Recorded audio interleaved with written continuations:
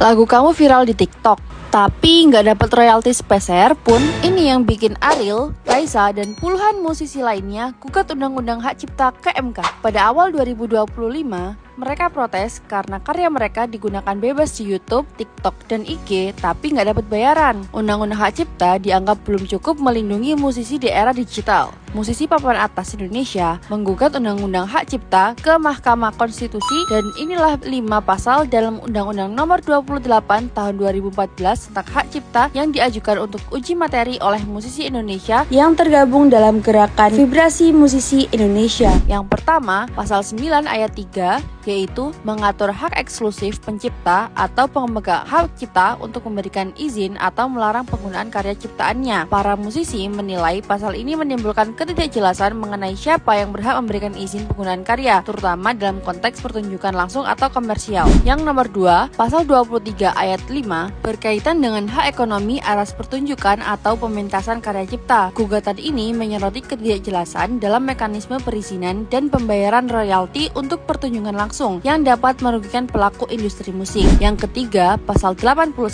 mengatur bahwa kecuali diperjanjikan lain, pemegang hak cipta atau pemilik hak terkait dapat melaksanakan sendiri atau memberikan lisensi kepada pihak ketiga untuk melaksanakan hak-haknya. Para musisi menganggap pasal ini tidak memberikan kejelasan mengenai kewajiban memperoleh lisensi untuk pertunjukan komersial dan pembayaran royalti melalui lembaga manajemen kolektif atau LMK. Yang keempat, pasal 87 ayat 1 mengatur tentang pengelolaan hak ekonomi oleh LMK. Musisi mengajukan uji materi terhadap pasal ini karena menilai mekanisme pemungutan royalti seharusnya dapat dilakukan secara non-kolektif dan tidak diskriminatif, memberikan fleksibilitas lebih bagi pelaku industri musik. Yang kelima, pasal 113 ayat 2 menetapkan sanksi pidana bagi pelanggaran hak ekonomi pencipta. Para musisi mempersoalkan ketentuan ini khususnya pada huruf F karena dianggap dapat menimbulkan ketidakpastian hukum dan berpotensi mengkriminalisasi pelaku industri musik yang tidak memperoleh izin secara langsung dan pencipta atau pemegang hak cipta. Gugatan-gugatan ini diajukan dengan tujuan untuk memperjelas ketentuan hukum yang dianggap menimbulkan ketidakpastian dan merugikan hak konstitusional para musisi, khususnya dalam konteks penggunaan karya cipta di era digital. Ini adalah sinyal buat kamu, para kreator dan para band, bahwa karya kamu itu punya nilai dan harus dilindungi. Postal Indonesia,